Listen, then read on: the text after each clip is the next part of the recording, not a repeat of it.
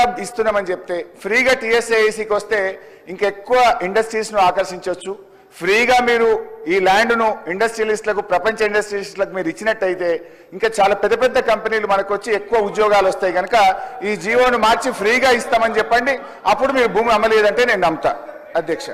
ఇకపోతే అధ్యక్ష, ఎట్లయినా ఇంటెలెక్చువల్ మినిస్టర్ కదా శ్రీధర్ బాబు గారు, ఈ క్యాన్ ట్విస్ట్ ఎనీవే అధ్యక్ష. అయితే మిగతా విషయాలకు పోతే గౌరవనీయులు ఉప ముఖ్యమంత్రి గారు ఫార్మ్ మెకనైజేషన్కు బీఆర్ఎస్ ప్రభుత్వం ₹1 ఇవ్వలేదు అన్నాడు. డ్రిప్ స్ప్రింక్లర్లకు ₹1 ఇవ్వలేదు అన్నాడు. రైతులకు ఇన్సూరెన్స్ డబ్బులు కట్టలేదు అన్నారు. నేను మెస్ ఛార్జీలు ఎస్సీ ఎస్టీ బీసీ పిల్లలకు పెంచలేదు అన్నారు. సభలో ఇప్పుడే మాట్లాడారు.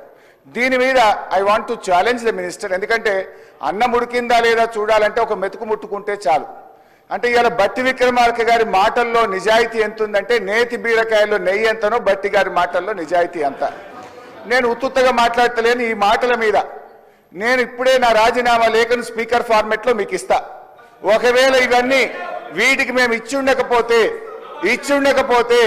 నా రాజీనామాను మీరు యాక్సెప్ట్ చేయండి. ఇచ్చుంటే బట్టి గారు రాజీనామా లెటర్ను సీదా గవర్నర్ దగ్గరికి పోయి ఇస్తారా అని మీ ద్వారా వారిని అడుగుతా ఉన్నా. ఒకటి అంటే అన్ని అబద్ధాలు, గోబల్స్.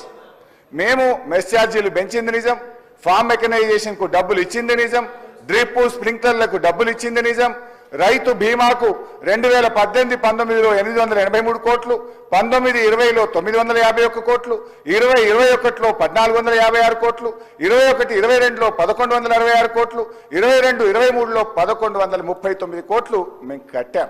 సో ఈ రకంగా దయచేసి సభను తప్పుదో పట్టించే విధంగా మాట్లాడొద్దని గౌరవ బట్టి విక్రమార్క గారిని కోరుతా ఉన్నా. ఇకపోతే ఈరోజు చర్చ విషయానికి వద్దాం.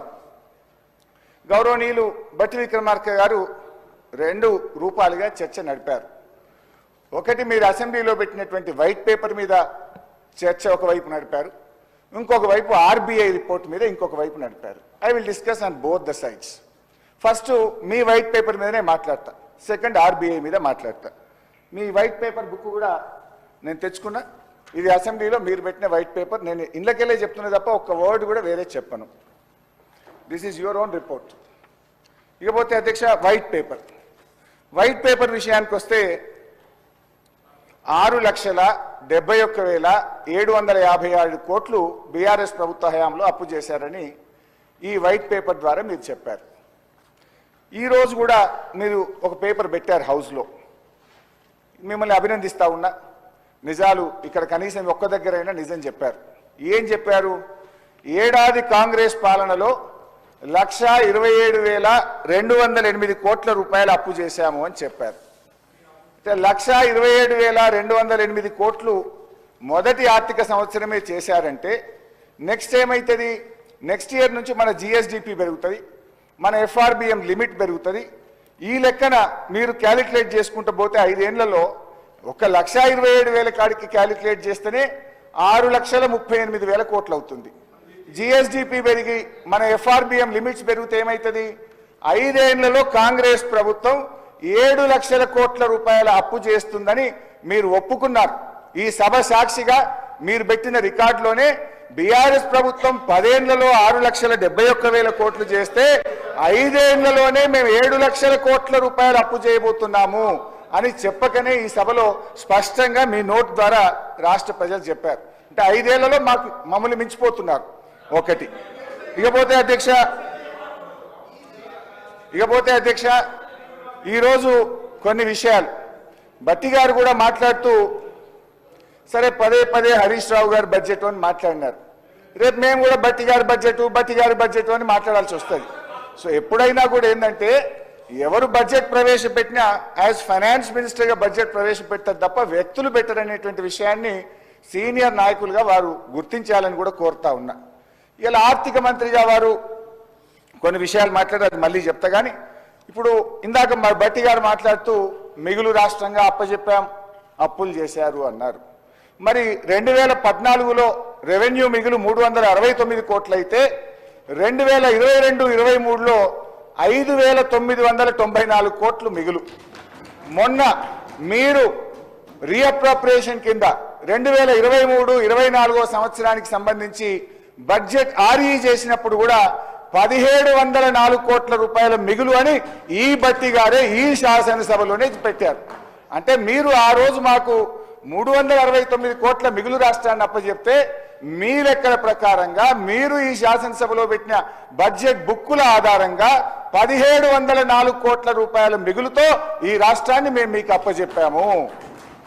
మేము కూడా సర్ప్లస్ స్టేట్ గానే మీకు అప్పచెప్పాము. అయితే అధ్యక్ష, ఈరోజు ఈ మిగులు రాష్ట్రం సర్ప్లస్ బడ్జెట్ అంటే ఏంటి అధ్యక్ష?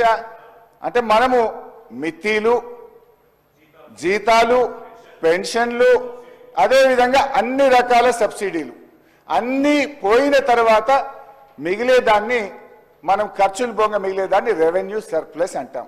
అంటే మేము కూడా మిగులు రాష్ట్రంగానే మీకు అప్పచెప్పాం. ఇది నా మాట కాదు, ఇది శాసనసభలో మీరు చెప్పిన మాట. ఇకపోతే అధ్యక్ష, మరి ఇందాక కూడా బట్టి గారు ఒక మాట మాట్లాడుతూ ఎలక్ట్రిసిటీ డిపార్ట్మెంట్లో మీరు చాలా డబ్బులు కట్టాలి కదా, 1,25,000 కోట్లని పాపం లేని ఆవేశం తెచ్చుకొని చాలా ఆవేశంగా చెప్పారు. ఇప్పుడు 2014-15లో రాష్ట్రం ఏర్పడ్డప్పుడు ఈ రాష్ట్ర బడ్జెట్ 68,000 కోట్లు. 68,000 కోట్లకే ఒక విద్యుత్ సబ్సిడీకి 15,000 కోట్లు కడతారా? ఆ రోజు అవసరం ప్రకారంగా ఆ రోజు కట్టాం. 68,000 కోట్లతో దశా దిశ లేని పరిస్థితుల్లో ఈ రాష్ట్రం ఏర్పడితే మేము ఈ రాష్ట్రాన్ని చాలా బాగా అన్ని రంగాల్లో అభివృద్ధి చేస్తూ మీకు 2,93,000 కోట్ల బడ్జెట్తో ఈ రాష్ట్రాన్ని మీకు అప్పచెప్పాం. 68,000 కోట్లు ఎక్కడ, 2,93,000 కోట్లు ఎక్కడనో ఇలా బట్టి గారు ఆలోచించాలి. ట్యాక్స్ రెవెన్యూ 2014-15లో మేము అధికారంలోకి వచ్చినాడు ఈ రాష్ట్ర ప్రభుత్వం యొక్క స్వంత ఆదాయం 35,770 కోట్లు. కానీ మేము దిగిపోయినాడు ఈ రాష్ట్ర ప్రభుత్వ ఆదాయం 1,53,837 కోట్లు. అంటే రాష్ట్ర ప్రభుత్వ స్వంత ఆదాయం 35,000 కోట్ల నుంచి 5 అంతలు పెంచి 1,53,000 కోట్లతో మీకు ఈ రాష్ట్రాన్ని అందించాం. అది మీరు మర్చిపోతా ఉన్నారు. ఇకపోతే అధ్యక్ష,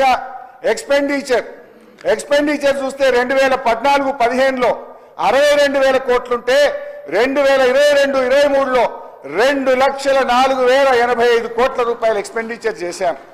పర్ క్యాపిటల్ ఇన్కమ్ మేము వచ్చినాడు 1,24,000 రూపాయల తలసరి ఆదాయం ఉంటే మేము మీకు అప్పచెప్పినాడు ఈ రాష్ట్ర పౌరుని యొక్క తలసరి ఆదాయం 3,56,564 కోట్ల రూపాయలతో అప్పచెప్పాం. జిఎస్డిపి మేము ప్రభుత్వం ఏర్పరిచినాడు 4,51,000 కోట్లుంటే మేము మీకు అప్పచెప్పినాడు ఈ రాష్ట్ర జిఎస్డిపిని 3 అంతలకు పైగా పెంచి 15,01,000